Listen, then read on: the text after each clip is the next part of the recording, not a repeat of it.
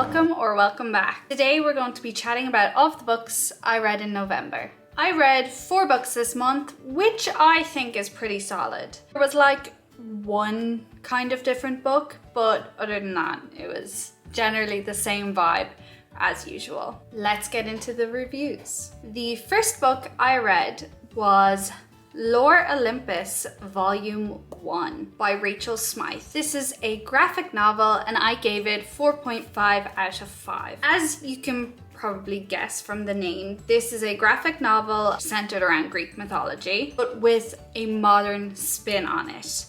At the end of October, I was really in kind of a Greek mythology mood, so when I saw this in the shop, I thought it was perfect and I really wanted to read it. So I picked this up and I'm really glad. This book deals with Persephone and Hades' story specifically, but obviously, like I said, with a bit of a spin on it in the modern times. This book in particular follows them as they meet for the first time. By the way, each of the gods is kind of represented by a color, so you can see here Persephone is pink and Hades is blue.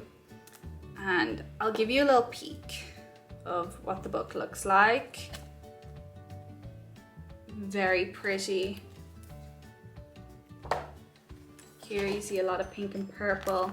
So yeah, the gods are kind of represented by a color each to kind of signify who's who, because obviously it's a graphic novel. Persephone is kind of characterized as this naive, sheltered woman who grew up in kind of the countryside, a bit secluded from all of the other gods. She has come to Olympus to attend university. She's living with Artemis. I think the purple you saw was Artemis.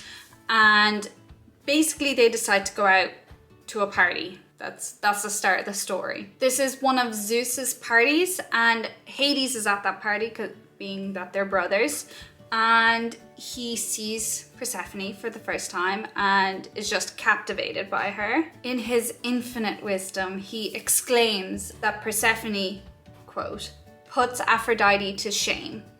And this causes Aphrodite to basically retaliate. She is not happy about this. So what Aphrodite does is she gets Persephone drunk and then deposits her in the back of Hades' car. Not great. Hades finds her when he's already made it all the way home and he basically just lets her stay over. She's fine. She's fine. Then she wakes up, obviously, after all of that, and that's when they properly meet and actually interact. That's the gist of the story. This is only volume 1, so there are a lot more parts to the story and most of the storytelling is obviously the pictures. So it's more kind of about the art than the actual story and what's going on. I had a lot of fun with this book. I really loved the art style and I am by no means an artist. I can't do art. I'm not that kind of gal. So can I critique art properly? No. But I liked it and I thought it looked good and it made my brain happy. It's not a secret that I really love Greek mythology and their retellings, so this book was really geared towards me. Something to always check with myth retellings is the trigger warnings, because mythology and myths and every culture can be really dark. And that's not just Greek, that's obviously every kind of mythology. There's always something dark. So retellings tend to have those themes reflected in the story because it's unavoidable based on the source material. So just check that out before, if you're thinking of reading this, because dark stuff does crop up in Olympus as expected, really. So just be careful and look after yourself. There are 7 more volumes and I am very excited to pick them up. I don't generally read a lot of graphic novels and they also tend to be quite expensive. Obviously, like, this is a hardback, so I won't be rushing to read the rest, but I will read the rest in my own time and I really enjoyed this. I highly recommend this book to fans of Greek mythology. Simple as. The next book I read was Cruel Winter with You by Ali Hazelwood. This is a romance book and I gave it 4 out of 5 stars. What is a monthly book review on this channel without Ali Hazelwood being in there? So Cruel Winter with You is a little holiday novella. A bunch of romance authors came together and each wrote little novellas as a part of a series on Kindle. And I obviously saw Ali Hazelwood talk about it or post it, and so I was like, yay, a little Christmassy feeling novella. I read this on my phone, so no physical copy to show you here. This is a really quick read, and I think that's the point of each of these. I think there are 5 of them. The Ali Hazelwood one was only 70 pages, so it was so quick, especially with little phone page scrolls. You know? Also, peek the Taylor Swift reference in the title.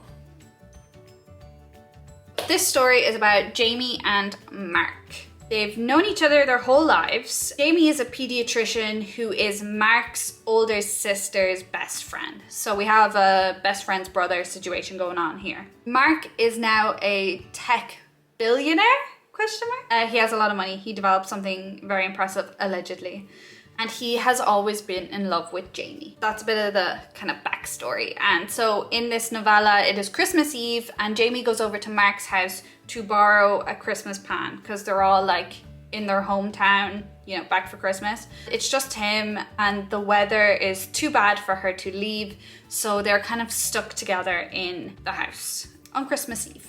The vibes are really awkward between them, and then we start to learn why and what has happened to get them to this point. Obviously there isn't too much time to get like crazy invested in this story, 70 pages once again, but I still really like the festive vibes.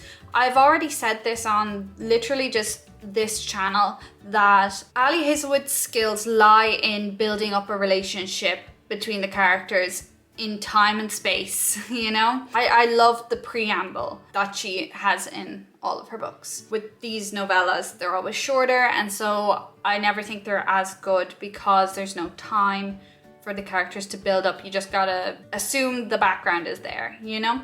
Whereas with this, it was very much, we are in the present, but they are reminiscing on the past, and you are seeing the steps that made this awkwardness happen. I quite liked it. It's also December when you're seeing this, so the festive vibes are on point. I think if you're behind on your reading goal for the year, snap up this. Probably the other ones in this series too, though I have not read them, so I cannot back that up.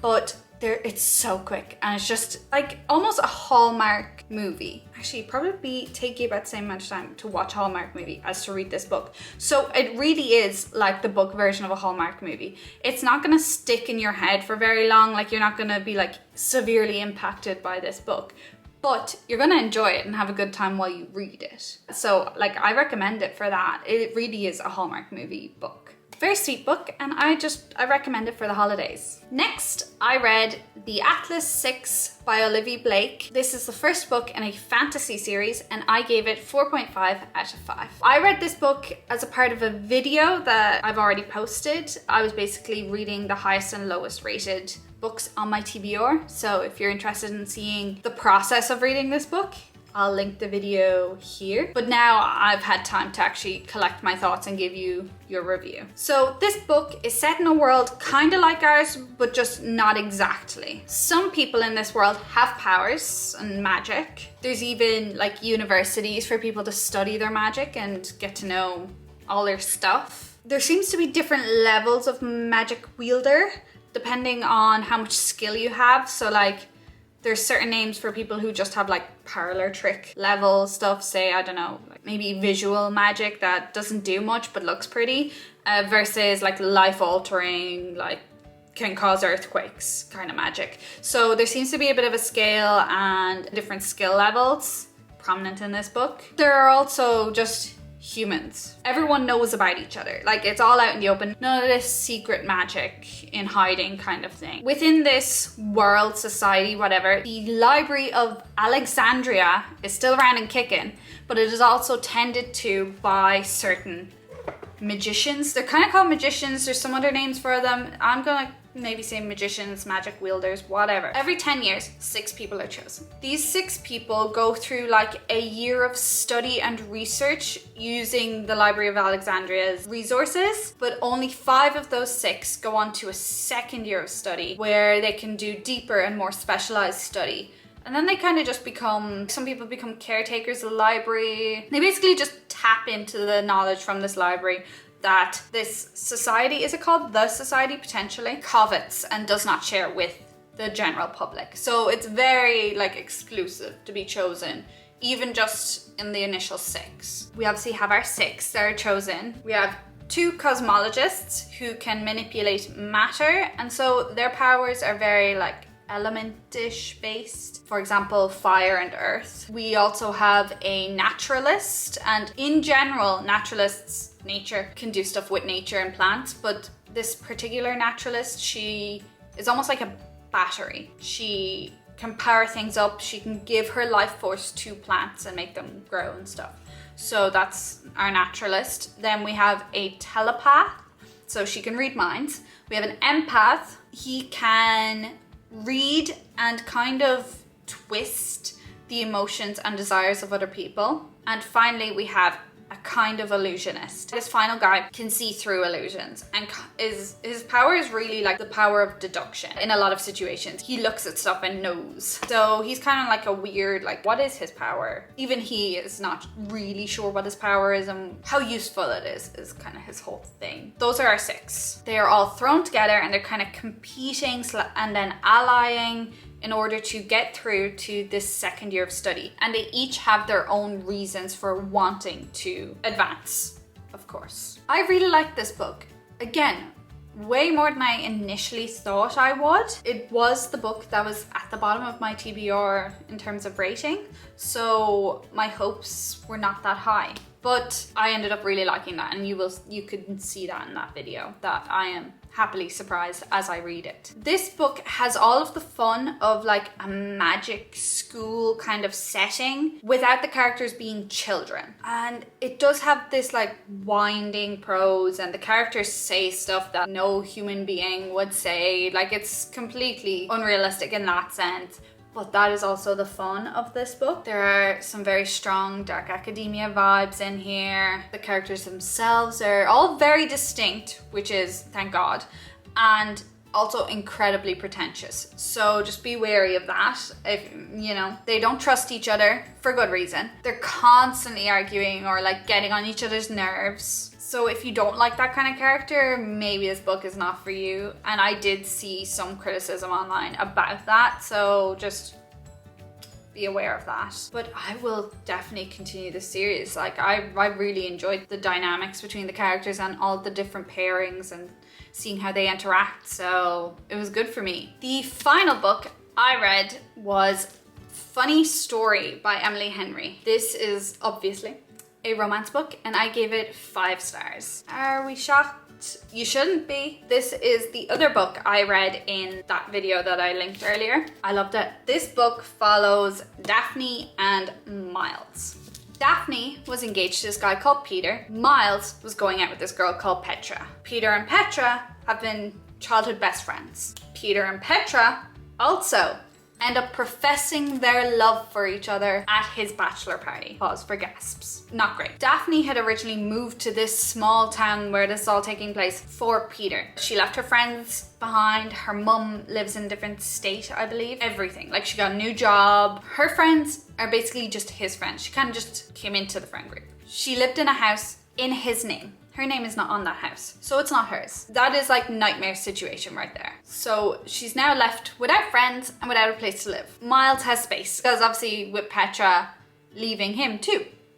So Daphne moves in with Miles into Miles's apartment. Both characters are obviously very heartbroken. A few months into this living situation, invitations to Peter and Petra's wedding come in the mail. So they did not waste any time. They are engaged and getting married. The characters spiral a little bit and go get drunk. Not a good coping mechanism, but here we are. While drunk, they RSVP yes to the invitation and lie and say that they are actually dating now. So there's the fake dating subplot that snakes its way into this book too. Another part of the story is that Daphne is considering moving away, since She really doesn't have anything tying her to this town. Miles is determined to show her how lovely the town is and to kind of make her stay. We have them getting closer through these kind of outings where Miles is trying to convince her how good the town is. I really love this book. Surprise, surprise. I stayed up late to read it. I finished it at 2 a.m. on a work night. It was worth it. This book is really charming. Watching the two characters get closer is just really fun and heartwarming. Miles is a really sweet character and he is basically just universally adored in this town. Emily Henry just writes such great characters that you're going to love. These two are sweethearts and I love them. Her books just leave you feeling good. Like, there's no other way to explain it. Also, I did catch a reference to one of her other books in this book. It was pretty subtle, I think, but I knew. I read it, I knew. So I also like that she's like waving to her fans through the book. Yeah, just an all in all great book. Do it, read them all. Read everything she's ever written. That's it for today's video. Thank you for watching. If you liked it, here's another one that YouTube recommends for you. I will see you next time.